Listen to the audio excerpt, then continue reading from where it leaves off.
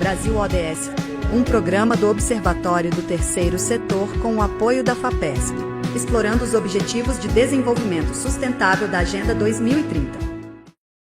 Eu sou Joel Scala e está começando o Brasil ODS, do Observatório do Terceiro Setor. É um programa que conecta você aos 17 Objetivos de Desenvolvimento Sustentável da Agenda 2030 da ONU. Ele tem o apoio da FAPESP, a Fundação de Amparo à Pesquisa do Estado de São Paulo. A depressão afeta mais de 280 milhões de pessoas no mundo, sendo hoje um dos principais desafios de saúde pública e pode ter impactos profundos na qualidade de vida, nas relações sociais e até na economia. Hoje vamos falar de depressão. No programa de hoje, junto comigo, a nossa colunista de ODS, a Nina Orlon. Boa tarde, Nina.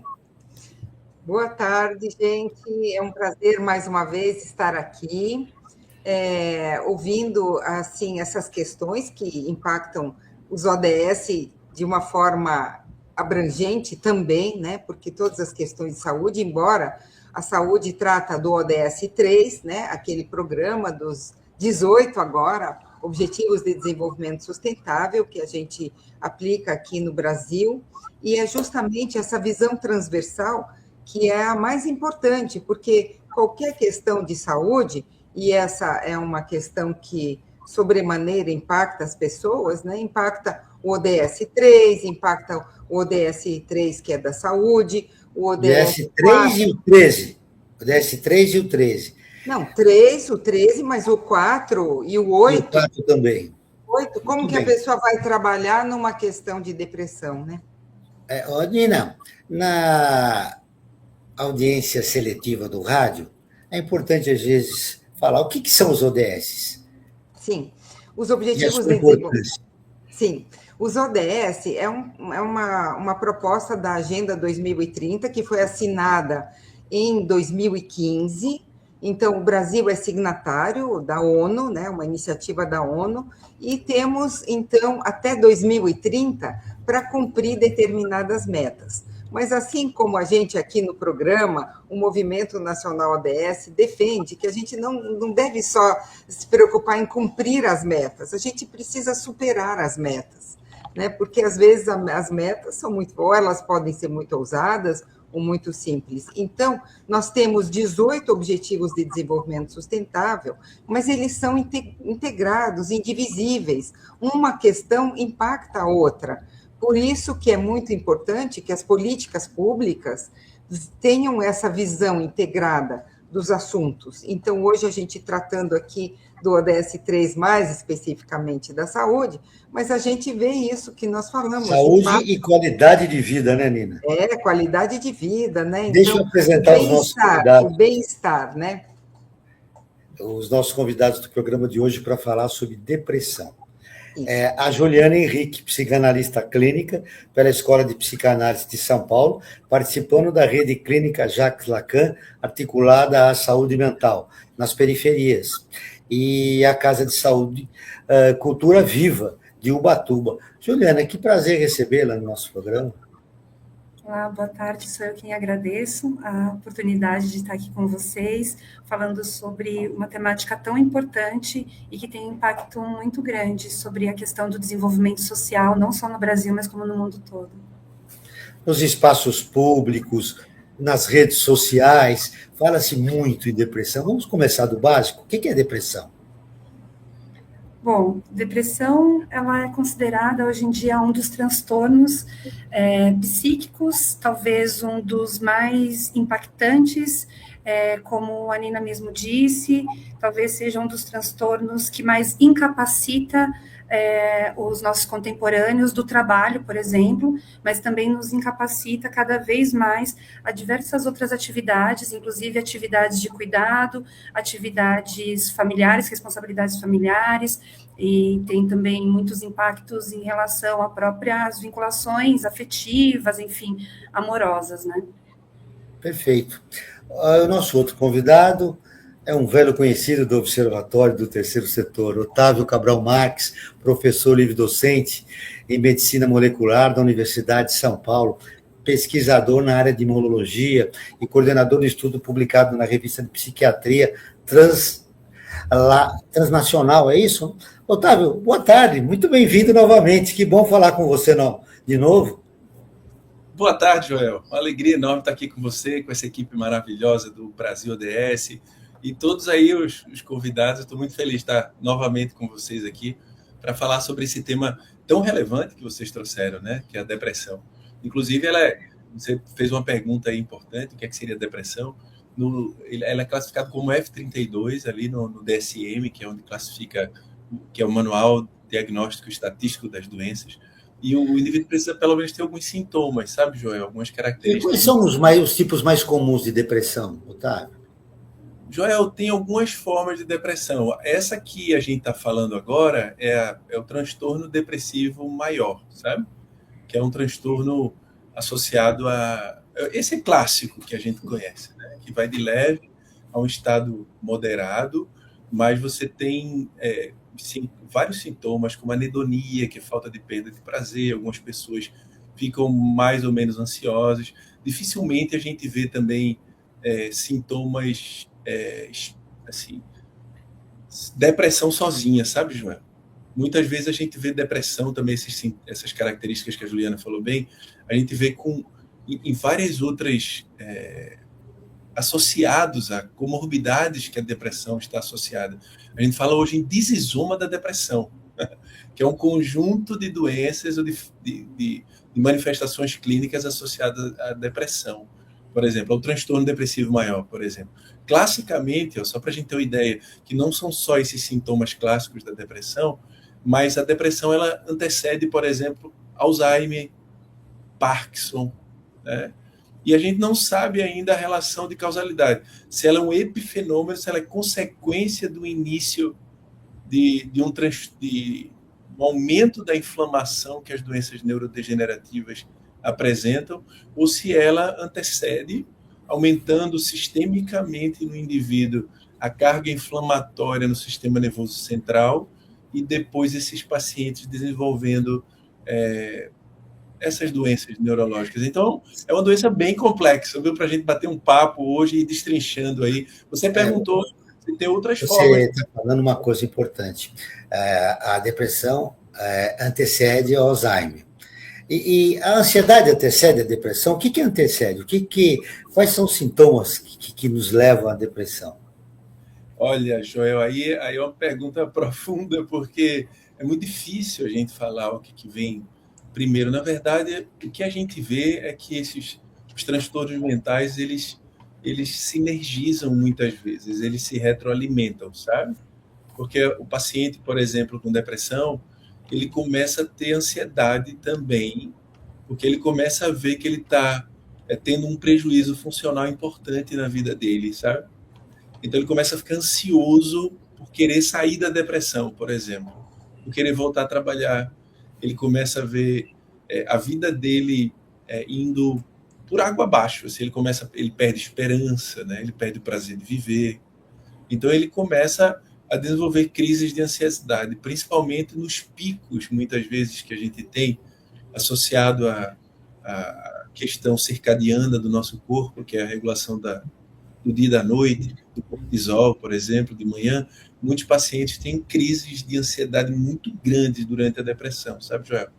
Isso, você está me dizendo que a ansiedade é um dos sintomas da depressão. Quais são os outros? São vários outros. A anedonia, que a gente fala, que é a perda de sentido na vida. Assim, você começa a perda de prazer por tudo que você fazia na sua vida, sabe?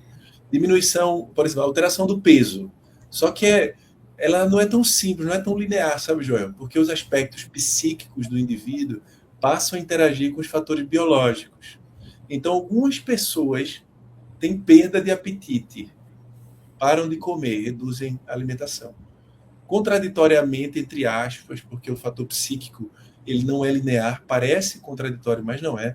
Mas outras pessoas comem muito mais. Com ansiedade, elas ficam querendo comer muito mais. Algumas pessoas, Joel, a gente vê muita dicotomia. Por exemplo, alguns têm insônia, não conseguem dormir, dependendo dos fatores psíquicos que levam ela a se preocupar muito com diversos fatores, ou algumas pessoas têm hipersonia, eles passam a dormir demais. A mesma coisa, algumas pessoas têm mais agitação, outras têm mais retardo psicomotor. Algumas ficam com mais fadiga e outras pessoas ficam... Assim, ou seja, a depressão varia de pessoa para pessoa, né? Varia de pessoa Ela não tem um padrão idêntico para todas as pessoas. Eu queria ouvir da Juliana, antes de começar a falar do teu estudo. Juliana, a depressão é uma doença democrática, dá mais na população de alta e baixa renda, nos mais pobres, enfim. Bom, essa pergunta é interessante, porque se a gente pegar os índices da OMS, por exemplo, a gente vai ver que tem vários países ditos desenvolvidos, por exemplo, no norte global, que tem quadros depressivos, assim, muito significativos, né, que atingem uma parte considerável da população, né? Então, se pegarmos os países nórdicos, enfim, e no caso do Brasil, a gente está tendo um avanço cada vez maior, assim, né, dos diagnósticos de transtornos depressivos. Então, ela poderia ser chamada como uma síndrome, digamos assim, um transtorno democrático, no sentido que, eventualmente, ela está para todo mundo, ao mesmo tempo que, assim como foi dito pelo Otávio, ela também vai se manifestando em cada um de um modo muito particular. Talvez fosse bom lembrar que a depressão, no limite, ela é uma forma de manifestação de algo que não vai bem, né? A gente, na psicanálise, chamaria de um índice do mal-estar, um mal-estar que está para todo mundo, né? Então, a depressão, quando a gente está falando de depressão, a gente está falando necessariamente de um momento de crise, é um momento de crise psíquica. Então, não é à toa que o mais comum que nos chega à clínica, quando alguém se diz depressivo, quando alguém busca um diagnóstico, ou quando de fato é diagnosticado, né, como alguém que sofre de transtorno depressivo, é a perda de sentido. É perda de sentido da vida, é perda de sentido das práticas mais cotidianas, e não é à toa que a depressão é um dos transtornos mais comuns na vida contemporânea, né? Não só os números, tanto da OMS em termos mundiais, quanto os números produzidos pelo Ministério da Saúde brasileiro, por exemplo, né, do governo federal brasileiro, apontam para uma quantidade gritante de pessoas que já são diagnosticadas e toda a perspectiva que se tem, né, pelo menos de fazer cálculos para como que vai ser o quadro, né, de saúde de modo geral, e saúde mental de modo particular, para até 2030, nenhum dos enquadramentos aponta para uma diminuição da depressão, por mais que haja vários tipos de tentativa de tratamento, né? Então, acho que a primeira coisa que talvez seja importante a gente ter em conta é de que a depressão, ela nos aponta para algo que não vai bem. E a gente poderia dizer que a crise psíquica, ela está em constelação com várias outras formas de crise. E talvez uma das crises mais importantes seja a crise no nosso modo de vida contemporâneo. Né? Então, assim, os modos tradicionais de viver, de se relacionar, de trabalhar, eles perderam o sentido em termos globais, né? É uma doença, como você disse, uma doença contemporânea, mas o Freud, naquele livrinho famoso, O Mal-Estar da Civilização, ele já anunciava isso lá nos anos 30, 40 do século passado. Um estudo inédito desenvolvido por pesquisadores da USP, em parceria com a Universidade de Harvard, identificou que um gene associado ao cérebro pode estar ativo também em células de defesa em situações de estresse e depressão. Essa descoberta abre caminhos para a identificação de biomarcadores, que são indicadores biológicos, que podem ajudar a prever a depressão. Olha aqui um dos autores desse estudo, está aqui, participa do programa de hoje. Otávio, o que te motivou a fazer esse estudo? Quer dizer,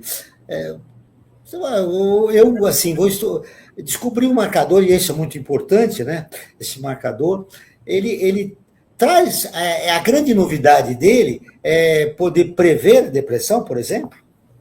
Exatamente, Joel. O que me motivou foi o seguinte: a gente tem, na atualidade, cerca de 300 milhões de pessoas anualmente acometidas de depressão, sabe, Joel?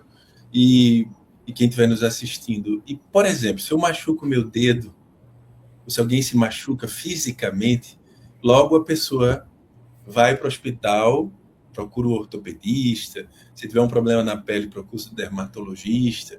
Mas, assim, a gente vive com problemas psíquicos Vou dar um exemplo. A baixa autoestima.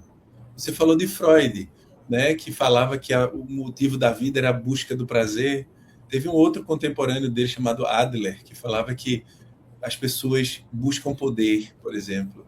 Teve Jung, que trouxe muito a questão da espiritualidade.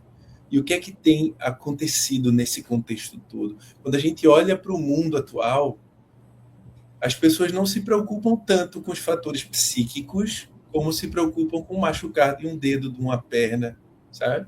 Então, por que a gente quer tanto achar um biomarcador e daí o nosso laboratório, além de psicólogo, sou pesquisador, você sabe, professor, nós estudamos como essas alterações mentais afetam o nosso corpo, sabe?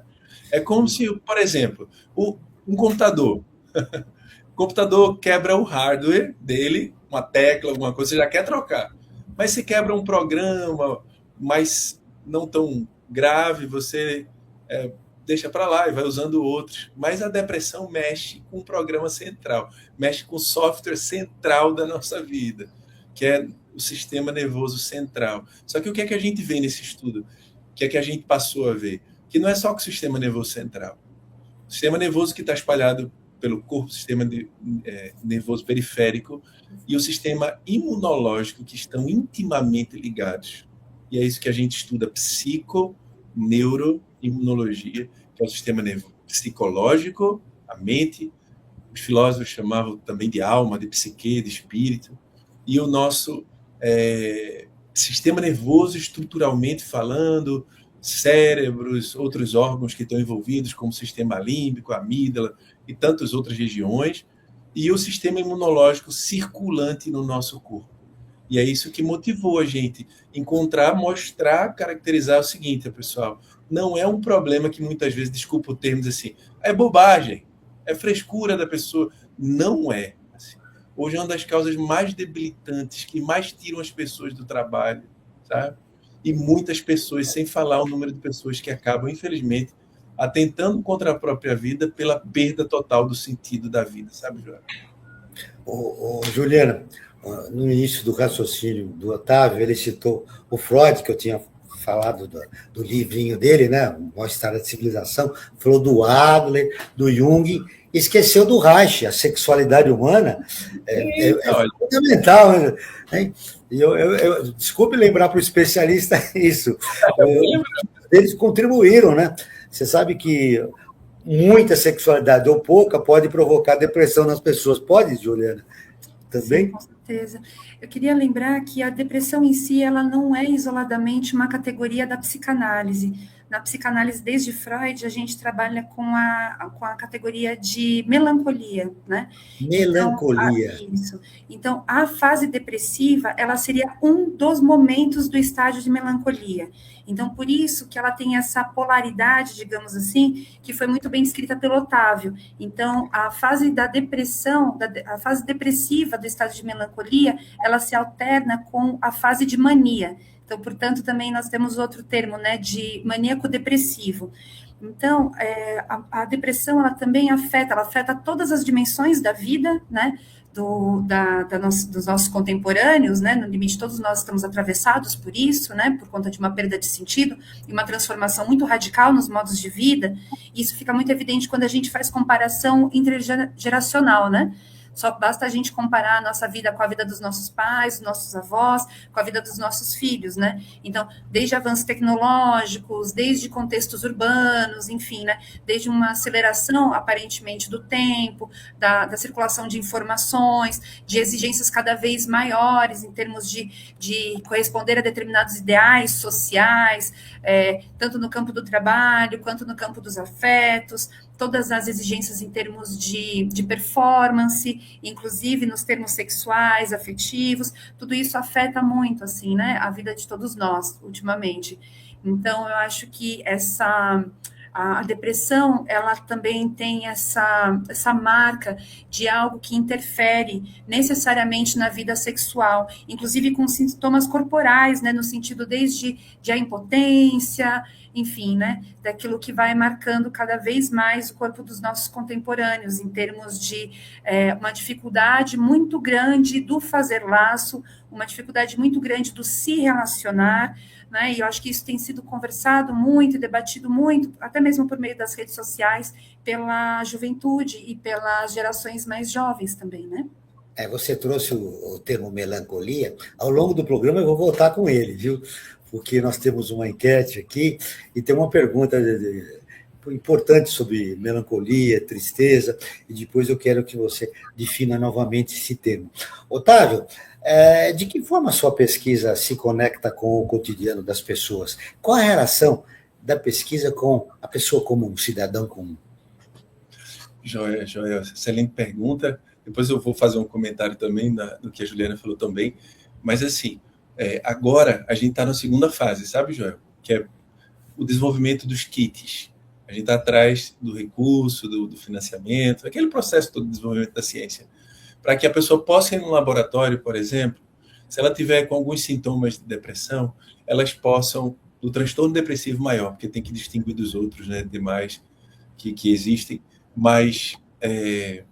como, por exemplo, a gente não investigou a diferença do transtorno depressivo maior para o persistente, para o bipolar, para aquele associado ao disfórico menstrual, que é quando a pessoa fica menstruada, pré-menstrual, etc., ou pós-parto, por exemplo.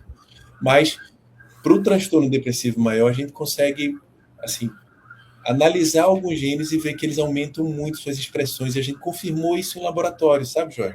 Não só em laboratório, mas com os camundongos, quando você bota ele em modelos de estresse similares ao que acontece com o ser humano, que são apenas modelos, não dá para a gente traduzir tudo, a gente tem uma ideia de que é possível fazer um teste laboratorial. Então, a gente está testando essas moléculas agora para chegar na população e o indivíduo possa simplesmente, não só por uma análise clínica, dizer, você está com depressão, mas ele possa saber que ele tem algo que mexeu com o corpo dele, sabe, Joel? O indivíduo compreender que a depressão não é algo só da mente, mas que a mente está intimamente conectada com o corpo. Aí a gente chega na vida de todo mundo, Joel, para que a pessoa possa compreender que cuidar de si, do seu corpo, também é cuidar da mente. Mostrar, por exemplo, problemas graves da sociedade que não são associados à depressão muitas vezes, no senso comum, como o alcoolismo, né, tabagismo, suicídio, a disfunção sexual, a perda do prazer na vida, a falta de a incapacidade de trabalhar. Então, esse estudo, ao mostrar que a depressão, como outros estudos que têm saído aí também, afeta significativamente o nosso corpo, Joel, ele mostra, vamos cuidar da nossa mente, tem aí a NR1, né? Inclusive saindo, está tudo para as empresas cuidarem, que mostrar para as pessoas que a depressão é algo muito importante, cuidar da mente é fundamental para a gente ter qualidade de vida. Me permita fazer rapidamente, Joel, uma ponte com o que você falou para a Juliana. Freud falando da sexualidade e do inconsciente, né, que a gente joga muitos traumas lá para o inconsciente. Juliana, depois me corrija se eu estiver errado. Depois Adler do poder e a psicologia profunda, que são esses grandes pensadores que falam do inconsciente. Quando a gente traz Jung, ele mostra que é muito mais além. E quando a gente traz Erickson, sabe, Joel? Um pensador alemão, um filósofo alemão, que fazia terapia também, ele fala que o inconsciente e as nossas forças psíquicas são forças criadoras da nossa alma, sabe? Isso que eu acho que fica muito bonito.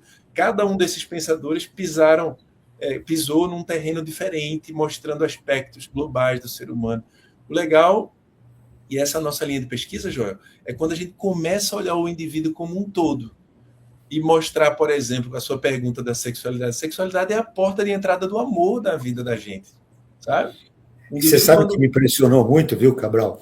Um livro que eu li do Reich, A Função do Orgasmo. Eu li esse livro muito novinho, me impressionou muito. E infelizmente, ele acabou rompendo com o Freud, né? Ele foi um dos discípulos do Freud que acabou seguindo uma outra linha. Mas eu achei ele, como um dos grandes autores do século XX, contribuiu muito, né, para a gente compreender o nosso corpo, a importância do sexo na vida de cada um de nós, né? Sim. Agora, Cabral e Juliana, eu vou para um breve intervalo e na volta notícias da ONU, que é parceira de conteúdo do Observatório do Terceiro Setor. O Brasil ODS conta com o apoio da FAPESP, a Fundação de Amparo à Pesquisa do Estado de São Paulo, uma das principais agências de fomento à pesquisa científica e tecnológica do Brasil.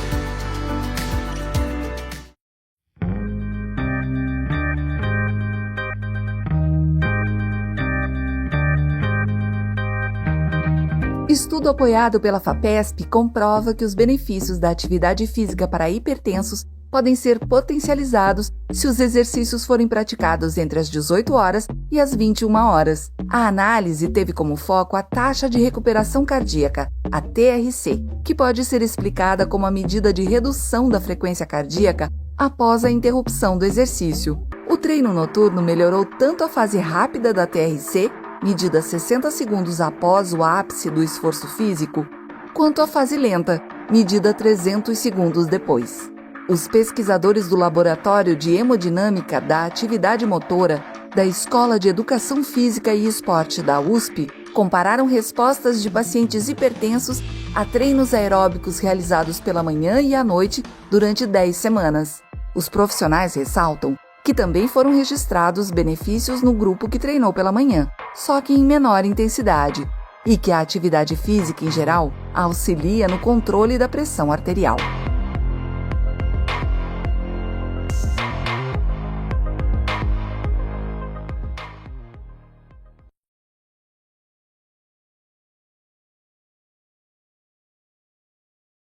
Brasil ODS, um programa do Observatório do Terceiro Setor com o apoio da FAPESP, explorando os Objetivos de Desenvolvimento Sustentável da Agenda 2030.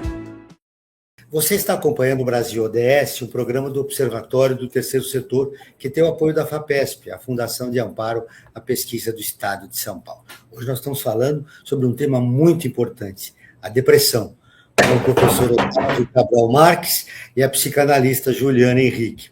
Vamos agora com as notícias da Rádio ONU, que é parceira de conteúdo do Observatório do Terceiro Setor. Pela primeira vez, saúde mental será destaque na Assembleia Geral da ONU. Felipe Carvalho, de Nova York, tem as informações. Pela primeira vez, a atenção à saúde mental é colocada no centro de uma reunião oficial da Assembleia Geral. A expectativa é que líderes mundiais cheguem a um acordo para impulsionar a ação global em apoio às pessoas que sofrem com essas condições. Embora o tema da saúde mental já tenha sido mencionado em anos anteriores, ele terá prioridade no encontro, que também aborda a prevenção e o controle de doenças não transmissíveis, DNTs.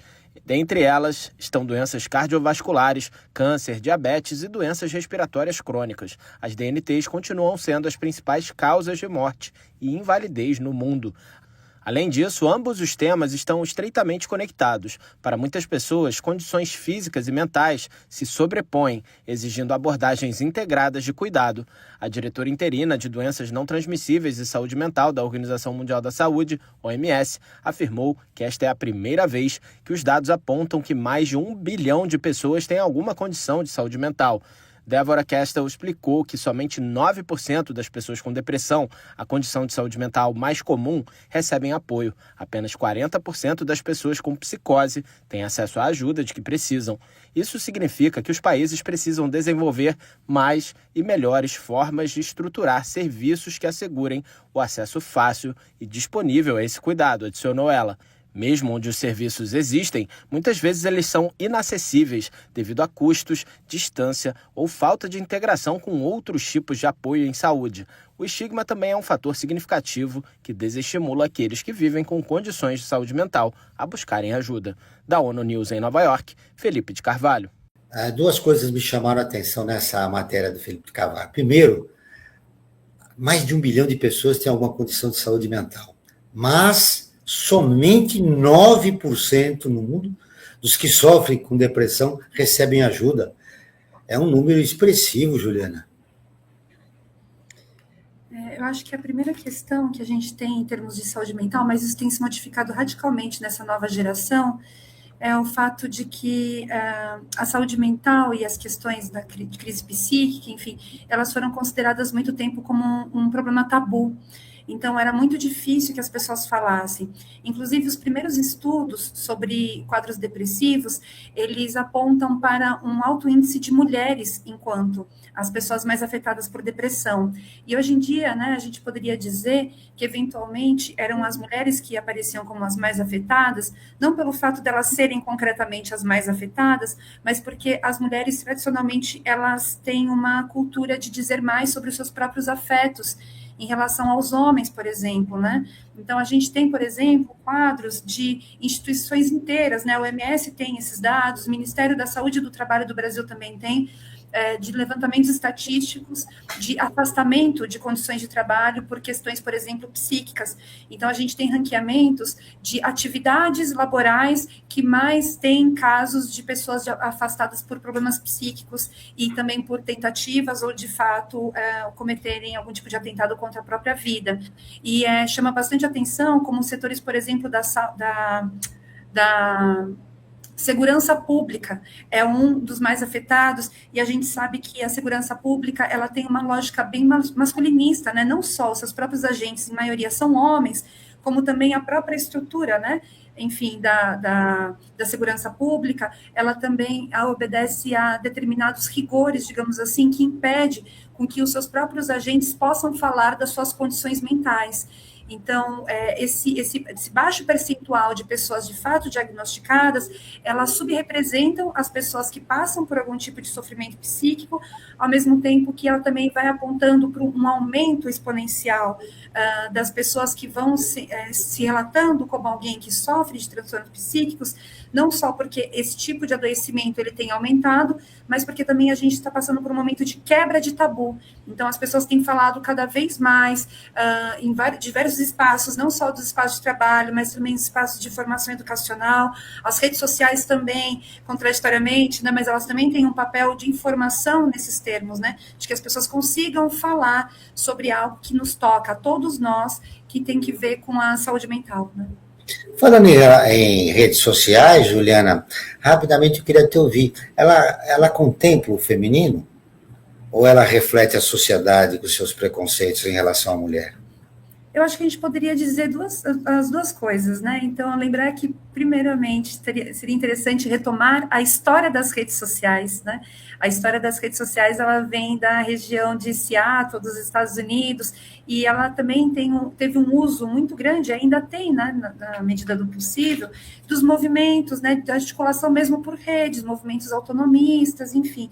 Então, as redes sociais, elas têm esse duplo. Por um lado, pelo fato de elas serem muito concentradas, né, determinadas redes sociais na mão de grandes corporações, e tem que ver com todo um projeto, uma política de centralização das informações, dos dados, enfim, querendo ou não, a nossa vida, ela é totalmente mediada hoje em dia, né, pelas redes sociais, pela virtualidade, então também é muito difícil escapar dessa realidade, né, então, hoje em dia, um celular, uma rede social é quase uma condição de trabalho, né, dependendo de onde a gente está falando, né. Então, eu acho que as redes sociais, elas não podem ser somente condenadas e demonizadas, né, como algo que produz, sim, adoecimento, isso precisa ser dito, né, inclusive por conta de todos os ideais sociais, inclusive de saúde mental, que vai circulando nesses meios, mas eu acho que também um bom uso das redes é capaz de produzir muita informação, abrir para novos questionamentos e também possibilita que as pessoas se articulem, principalmente num mundo muito individualizado, né? Verdade. Otávio, olha o avanço do teu trabalho, né, dessa tua pesquisa, que coisa interessante, com os marcadores, né, para prever depressão. Só 9% das pessoas atingidas por depressão recebem ajuda. Pois é. Isso é uma implicação profunda. Muito bom você trazer esse aspecto, Joel, e a reportagem maravilhosa que vocês fizeram, porque, assim, a partir do momento que a gente diagnostica clinicamente, laboratorialmente, você já incentiva a questão do cuidado com a mente. Eu acho que é muito importante, nesse contexto, a gente entender, existe um ramo da medicina que surgiu aí agora, um paper lindo da The New England Journal of Medicine. É um dos maiores jornais de medicina do mundo, né? Você sabe disso. E eu acho que foi em 2020, lança assim, Medicina do Corpo e da Mente, sabe? Então, O indivíduo, mesmo aqueles que são diagnosticados, ele vai no médico, no psiquiatra, por exemplo, ele recebe rapidamente um medicamento como se a depressão fosse a ausência só de uma molécula orgânica. E não é isso, sabe, Joel? O ser humano ele é um todo muito mais complexo do que simplesmente redes moleculares. Nós somos seres assim, ó, bio, psico, socioespirituais. Assim. Então, a gente pode falar no aspecto biológico, que tem que ser levado em consideração, mas a gente também tem que falar no aspecto mental, psíquico, independente de qualquer religião, de crença, de filosofia. São aspectos mentais que impactam no nosso corpo. E só para a gente ter uma ideia, talvez a gente possa impactar o pessoal aí das políticas públicas para eles verem a importância da questão de cuidar da saúde mental, por exemplo. Só no mundo a gente tem anualmente, assim, ó, um impacto de 6 a 7 bilhões no tratamento, custo para custo, em termos de custo na produtividade de trabalho, porque, por exemplo, algumas universidades, só no sistema de ensino onde eu trabalho, as maiores causas de afastamento são os transtornos mentais. Né? E outras áreas também, por exemplo, o próprio médico. Saiu uma reportagem aí de que pelo menos 50% dos médicos têm pelo menos um transtorno mental no Brasil. Olha, que coisa. Então, assim, impressionante, Otávio. Cerca de perda de 1 a 5 trilhões de dólares por ano, Joel. Assim. Então, assim, a questão da saúde mental, isso só olhando a saúde mental em si, mas se a gente pegar os seus agregados, o disisoma que eu falei, o conjunto associado à depressão e com outros problemas mentais, alcoolismo, tabagismo, acidentes de carro. Ó, vou dar um exemplo, Joel. Quando a pessoa com uma depressão, muitas pessoas desbancam para o alcoolismo. Ou pega um carro, sai por aí alucinadamente, por exemplo, num momento de mania, porque tem a depressão bifásica, né? Você tem a depressão e, no caso de transtornos bipolares, que o indivíduo desenvolve mania e ele sai eufórico. Quantos acidentes, Joel, acontecem porque o indivíduo fica megalomaníaco no momento bipolar? Então, assim, cuidar da mente é um negócio que a gente precisa. E precisamos enfatizar não só o ruim, mas que aspectos se contrapõem a isso. Você falou bem, para finalizar aqui, para não me delongar demais, você falou das redes sociais. Quanto a sociedade vive nos convidando para olhar para fora, sabe, Joel? E, sabiamente, os filósofos antigos, desde Sócrates e tantos outros antes até, né, eles já falavam da importância do autoconhecimento, do autoamor, do autocuidado, né? Porque se a gente for ver as guerras, por exemplo, Joel, quantas pessoas que promotoras de guerra são cheios de conflitos internos, Joel? E eles não se trataram porque não foram psicólogos, não se cuidaram emocionalmente. Não trataram a guerra interna, provocaram ela fora, né? Exatamente. Com vítimas que não tem nada com os problemas internos desses grandes líderes mundiais. Ô, Nina, chegou a hora da tua coluna. Olha, estamos num tema muito importante, a depressão. Nina, me ocorreu, eu nunca tinha perguntado isso para você. Quem luta pelos ODS aqui, pela implementação, se tem notícias importantes hoje, são as mulheres ou tem mais mulher ou homem, Nina? Ou esse equilíbrio, tem um equilíbrio aí? ODS em pauta. Olha, na participação tem muitas mulheres, porque às vezes estão mais disponíveis para participação de eventos, né? Então a gente está agora, né, aqui, ó, com a Conferência Nacional ODS, né? Aqui, opa, Conferência Nacional. E essa conferência fala o quê? É a primeira conferência ODS, tem 6 eixos de discussão, e a gente está incentivando que aconteçam as conferências livres, locais, municipais, temáticas, porque a oficial daí vira a estadual e a nacional. Então, todas as propostas das conferências livres, elas vão direto para a nacional. que vai ser no final de junho e começo de julho. E qual que é o objetivo dessas conferências? Primeiro é ter esse diálogo democrático, participativo, para que a pessoa possa dizer como que ela gostaria de melhorar as políticas públicas, falar do que já é feito, como que a gente pode implementar, não só um ODS, porque, por exemplo, numa conferência da saúde, as pessoas tratam mais do ODS 3, na conferência das cidades, mais do ODS 11.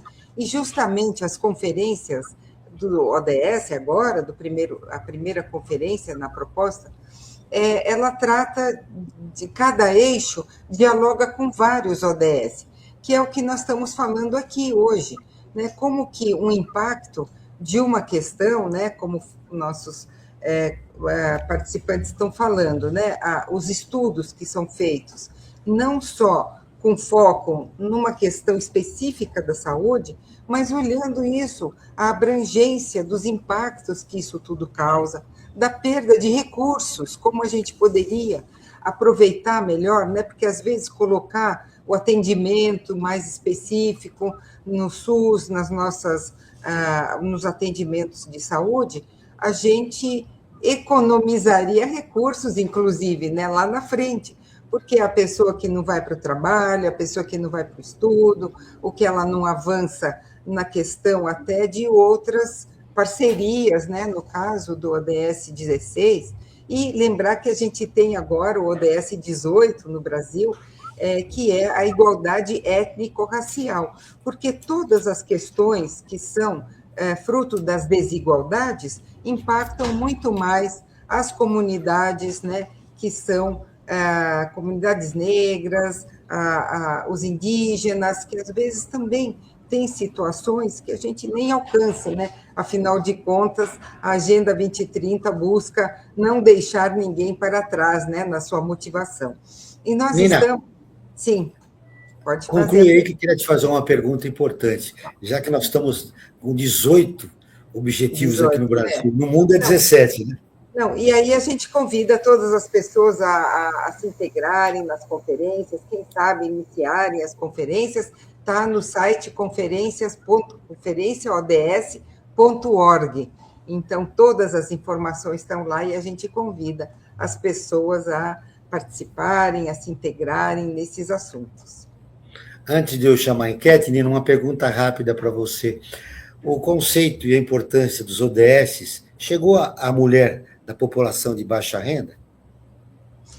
Então, justamente, por exemplo, na cidade de São Paulo, a gente resolveu aqui, com muitos parceiros envolvidos, até a própria prefeitura, mas especialmente os conselhos de meio ambiente, desenvolvimento sustentável e cultura de paz, os CADES, junto com o PAVES, com muitos parceiros, que aqui em São Paulo a gente precisa fazer essas discussões, esses debates nos locais onde as pessoas estão. Então, nós vamos ter Conferência Macro-Sul, Conferência Macro-Leste, Conferência Centro-Oeste, nos lugares onde as pessoas estão, para poderem acessar melhor, né, essas informações, porque muitos sabem, muitos não sabem ainda. Então, esse vai ser um momento que a gente pode justamente levar para as periferias, mostrar a questão dos impactos das desigualdades, até dos recursos públicos. Em resumo, chegou a mulher de baixa renda. Precisa. Então, tá bom, isso é muito importante. Vamos para um breve intervalo e na volta temos o resultado da enquete feita no nosso Instagram. Brasil ODS, um programa do Observatório do Terceiro Setor com o apoio da FAPESP, explorando os Objetivos de Desenvolvimento Sustentável da Agenda 2030. Você está acompanhando o Brasil ODS, um programa do Observatório do Terceiro Setor que tem o apoio da FAPESP, a Fundação de Amparo à Pesquisa do Estado de São Paulo. Hoje nós estamos falando sobre depressão com o professor Otávio Cabral Marques e a psicanalista Juliana Henrique. Juliana, a gente sabe que você tem compromisso, mas eu vou fechar a enquete e aí a gente fecha também a sua participação, porque é muito importante você responder uma das perguntas dos nossos seguidores aqui do Observatório.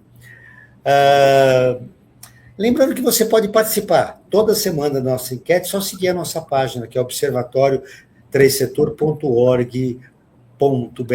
A pergunta da semana foi essa. Você acredita que a depressão tem mais relação com fatores biológicos ou com experiências da vida? Olha o resultado, Juliana. Eu acho que eu vou na linha do que o Otávio disse, né? Então, a gente precisa pensar na nossa experiência humana e no mundo como uma experiência integral. Então, até a própria noção moderna, né, de divisão entre corpo e alma, biológico e mental, ela precisa ser revista, ela precisa ser ressignificada, porque o corpo, ele responde aos estímulos do ambiente em que ele está. Quando o próprio Otávio estava dizendo da pesquisa, né, Otávio, falando sobre a condição de estresse. Então, todo o estudo ele é encadeado por conta de uma interferência também externa, né? Que vai modificar toda a relação dentro de um laboratório para produzir uma condição de estresse, porque aquilo vai ter efeitos corporais. Então, eu acho que a gente precisa fazer sempre esse movimento do dentro e fora, do biológico e do mental, do biológico e do social, porque as coisas estão muito interligadas, né? A sua observação, viu, Juliana, foi antes de eu falar o resultado dessa enquete.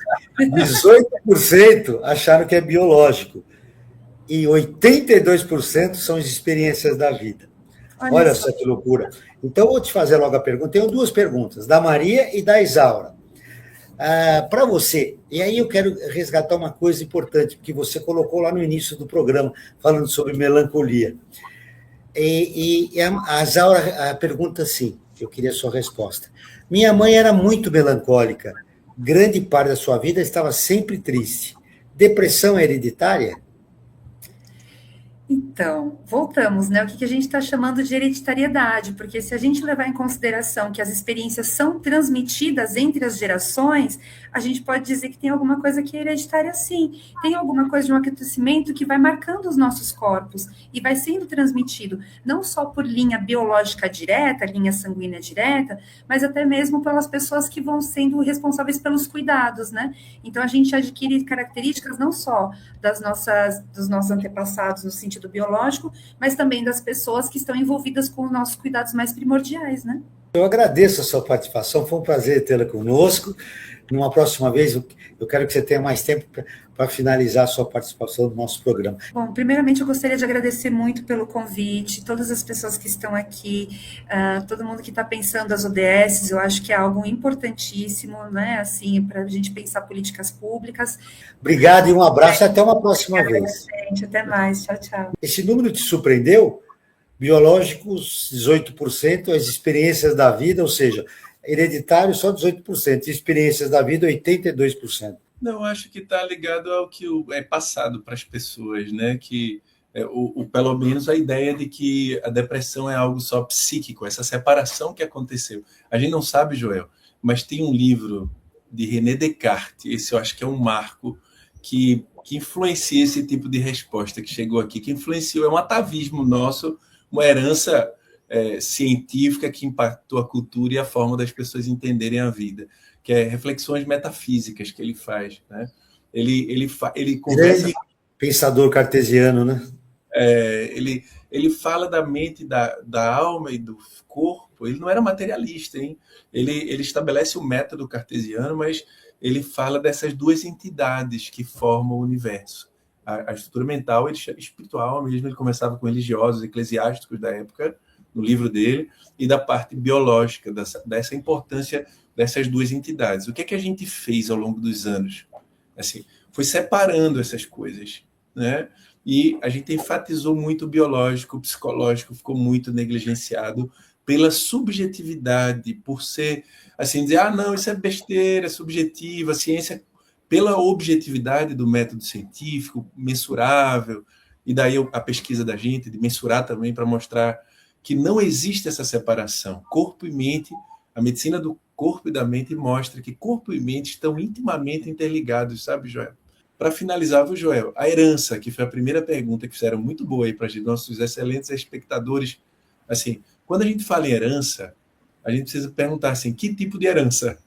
Porque tem a herança genética, que é a herança que a gente herda da sequência dos nossos genes, do DNA, gene A, gene B, gene C, e existem mais de 400 genes associados à depressão, tem estudos mundiais sobre que chamam de Wide Genomic Association Studies, que são estudos de associação ampla, assim, associando genes à depressão. Então, tem herança genética? Tem também. Mas, assim, não é determinismo, assim. Por exemplo, eu lembro onde eu fiz o pós-doc, lá em Freiburg, que na entrada do instituto dizia assim, não existe gene para destino, que é, there is no gene for fate, assim. Mas a gente tem outras heranças, não é só genética, epigenética, que é como o DNA está empacotado, sabe, Joel? Porque o DNA, nosso DNA de uma célula dá 2 metros. Olha só que interessante. Você sabe que você estava falando, me lembrei de um outro exemplo. Um amigo meu que fazíamos faculdade, ele tinha alguns problemas psicológicos, e a gente recomendava para ele. E assim, eu não estou louco, então eu não preciso. Quer dizer, sempre associava a ideia de louco. E a produção está colocando uma coisa interessante aqui, que é o filme O Bicho de Sete Cabeças, que a Carol assistiu nesse fim de semana. E me lembrou do Holocausto Brasileiro, porque ele foi internado lá em Barbacena, né? Num manicômio. Aliás, é uma fase negra da psiquiatria brasileira, né? Esse manicômio em Barbacena. Porque o pai internou o rapaz porque ele fumava maconha, né? Hoje, fumar maconha, uma variante da maconha é medicinal, ela pode ajudar você em algumas questões. Depois eu quero perguntar, antes de terminar o programa, sobre o uso das drogas, tipo a maconha, né, no combate à depressão. Mas agora eu quero que você responda uma pergunta da Maria, que está ansiosa aqui, viu? Nina, depois eu quero te ouvir se você tem alguém na família que já teve depressão e se isso foi um problema grave, como a família administrou isso. A Maria pergunta, frequentemente eu me sinto muito triste. Eu estou com depressão? Olha, Joel, a pessoa pode ser, tem formas crônicas e leves da depressão, sabe? Assim, que não são diagnosticadas. Mas, desde os tempos primitivos da formação da medicina, existem teorias dos humores, das características dos indivíduos, né? Jung trabalhou muito bem isso. Então, tinha um aspecto mais fleumático, raivoso, mais tendência à depressão.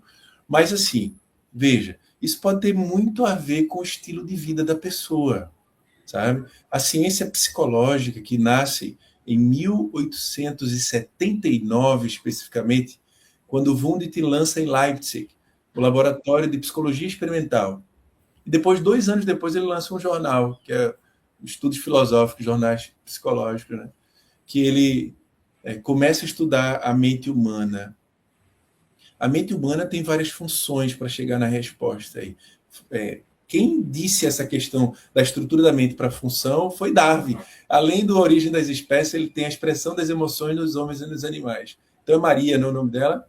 Assim, é a Maria que pergunta isso para você. A questão da força de viver, hoje tem um ramo da ciência que não tem nada a ver com religião, que é a ciência da espiritualidade. De 2000 para cá, eu vi agora, tem mais de 32 mil artigos, Joel, que tem a ver com a parte psicológica do indivíduo, que é busca de propósito, assim, busca de sentido. No mundo, a gente falou de dados horrendos da depressão, mas cerca de 2 bilhões de pessoas aproveitando o Brasil, o ODS, aqui, o programa maravilhoso de você. A gente tem, Joel, mais de 2 bilhões de pessoas fazendo trabalhos voluntários, pensando no próximo, sabe? E tem algumas... A resposta objetiva que você está dando para a Maria é o seguinte: depende de outros indicadores para ter um diagnóstico preciso, é isso?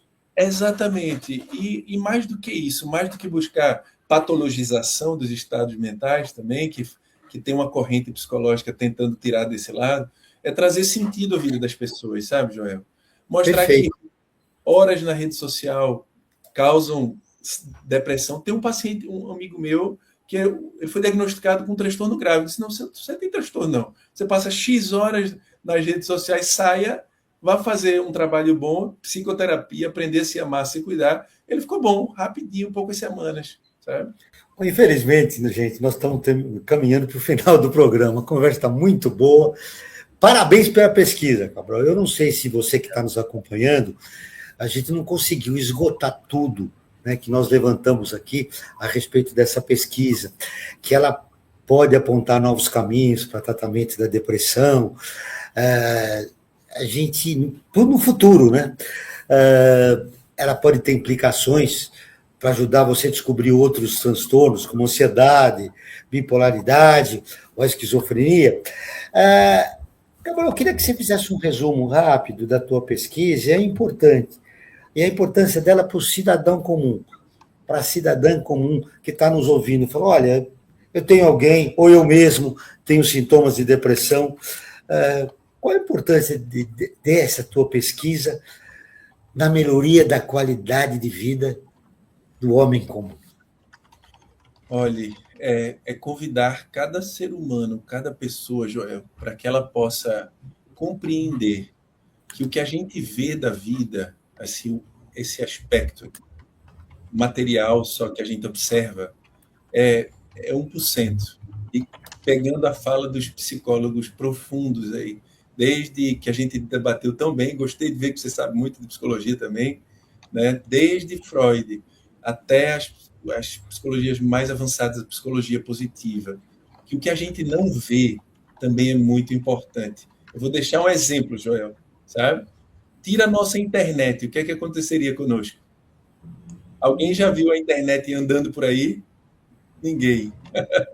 Mas tem um aparelhinho, um roteador que capta o sinal da internet. E ele não é mais importante do que a internet que chega. O montante de informação toda está no invisível, que o indivíduo no senso comum não vê. E o aparelhinho é só um pedaço daquilo. Então, para você que viu esse estudo, saiba que os aspectos mentais é esse universo de 99%, que a gente tem que olhar para ele, tem que refletir. Vou cuidar de dinheiro, eu gosto de finalizar com Maslow, sabe, Joel? Que Abraham Maslow, em 1943, ele lança um artigo lindo, a Teoria da Motivação Humana. Ele dá uma visão bem sistêmica do ser humano. Nós temos aspectos fisiológicos, cuide do seu corpo, do seu sono, vá ao médico, faça tudo que é necessário, né? Mas também cuide dos aspectos da segurança, ele vai subindo no pilar, mas cuide essencialmente, porque é o ápice do bem-estar psíquico, da autoestima, do auto-amor, do autocuidado e, principalmente, do auto-encontro para que você possa fazer o que ele chama de autorrealização, Joel.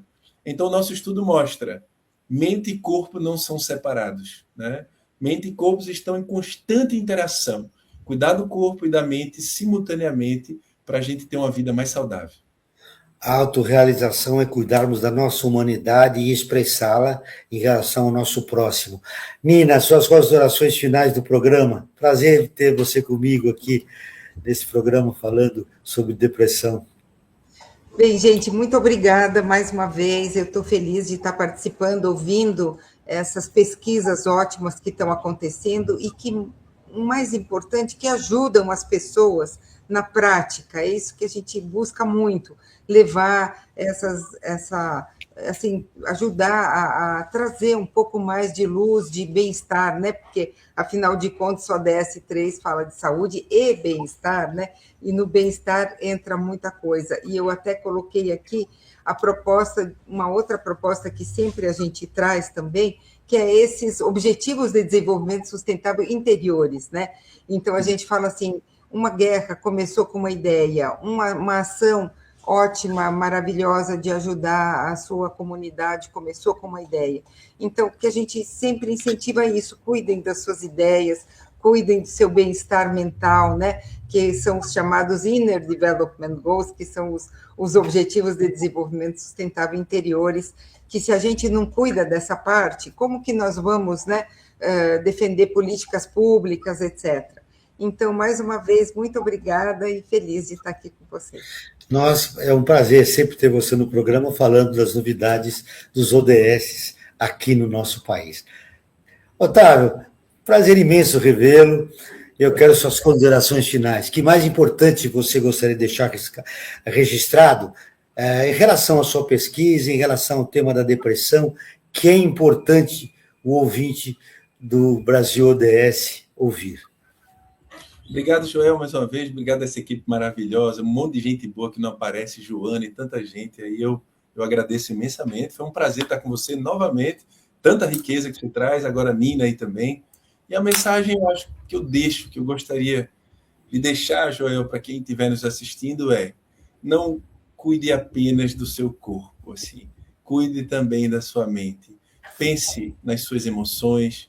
Pense, por exemplo, quantas vezes você se achou inferior a alguém, se comparou ao outro, e essencialmente busque se amar, busque se cuidar, busque fazer esporte, busque fazer psicoterapia. Terapia não é para loucos apenas, é também para quem quer se desenvolver como ser humano, quem quer encontrar felicidade, mais paz e resiliência, capacidades, como a Nina falou muito bem, forças interiores para a gente enfrentar os desafios da vida com mais, como a árvore. Vamos imaginar com analogia para a gente acabar, Joel?